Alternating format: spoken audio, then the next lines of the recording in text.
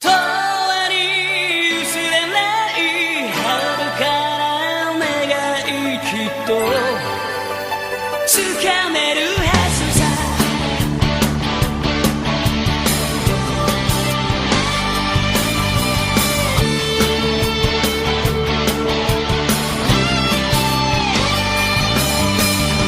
振り向けば誰も知らない都会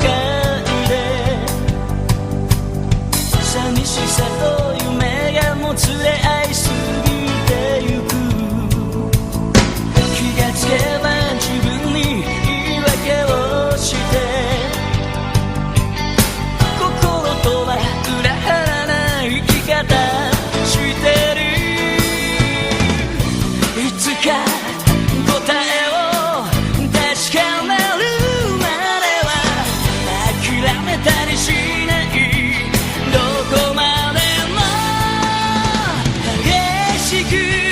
吹き荒れる風の中に立ち一人突き進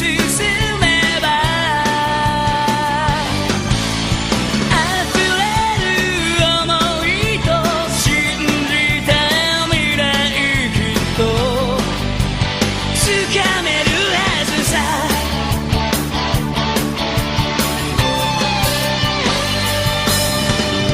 求めてくことが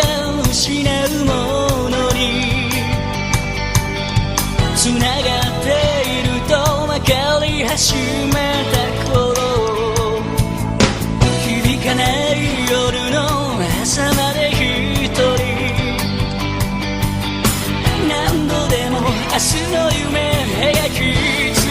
けたいつも変わらぬ魂がある限り掴み取ってみせるいつの日か永遠に薄れない遥かな願いをこ